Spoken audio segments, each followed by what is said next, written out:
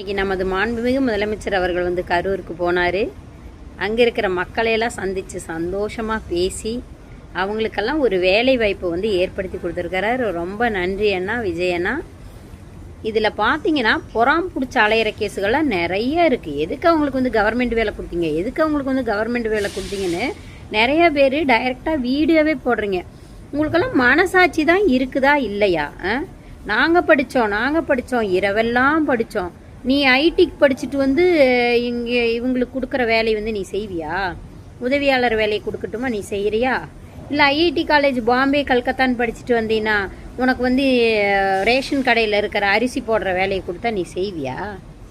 வருவாய்த்துறையில் வந்து உதவியாளராக கொடுத்தா நீ செய்வியா? இல்லை இந்த மாதிரி நைட்டு வாட்ச்மேனாக போய் உட்காருப்பா அப்படின்னு சொல்லி போய் உட்கார்றியா? கேட்குற எல்லாவனுங்களுக்கு தான் நான் கேட்குறேன். இந்த மாதிரி தான் அவங்களுடைய தகுதியின் அடிப்படையில் அவங்களுக்கு தகுந்த வேலை தான் வந்து அவர் கொடுத்துருக்காரு.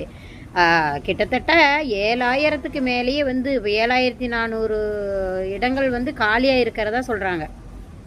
கவர்மெண்ட் வேலை இடங்கள் வந்து காலியாக இருக்குது. அப்போ இத்தனை வருஷமாக 5 வருஷமாக இருந்த இந்த அரசாங்கம் ஏன் அந்த இடங்களையெல்லாம் காலி இடங்களாக வச்சுருக்கு?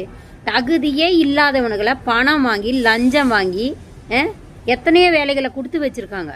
இவர் வந்து அவங்களுக்கு தகுதியின் அடிப்படையில் தான் வேலை கொடுத்துருக்காரு. 41 குடும்பங்கிறாரு. அவர் 31 பேர்த்துக்கு வேலையும் ஒரு அம்மாவுக்கு 10 லட்ச ரூபா பணமும் வந்து கொடுத்துருக்குறாங்க உதவித்தொகையாக. வேலை வேணாம் அப்படின்னுங்கிறது தான் 10 லட்ச ரூபா பணம் கொடுத்துருக்காங்க. சரிங்களா? வேலை செய்ய இயலாத நேரத்தில் அவங்களையும் வந்து கைவிட்டுறக்கூடாது, சொன்ன வாக்கை காப்பாற்றணும்னு சொல்லி அவங்களுக்கும் 10 லட்ச ரூபா பணம் கொடுத்துருக்காரு. இதை விட என்னங்க இது பொறாம பிடிச்சி அவன் வெளிநாட்டிலேருந்துலாம் கண்ணாடி போட்டுக்கிட்டு ஸ்விம்மிங் பூல் இருந்தெல்லாம் ஆடுறவன்லாம் அங்கேருந்து வீடியோ போடுறான். இந்த வீடியோ போடுறோன்னா அவன் ஃபோக்கஸ் ஆகணும், அவன் ஃபேமஸ் ஆகணுன்னு தான் வந்து போடுறான். சரிங்களா? வந்து அடுத்தவங்களை கெடுக்கிறக்கே பார்த்துட்டு இருந்த அந்த ஆட்சிக்கே சப்போர்ட் பண்ணிட்டு இருக்கிறவங்க எல்லாத்துக்கும் சொல்கிறேன், மனிதநேயத்தோடு பேசுங்க.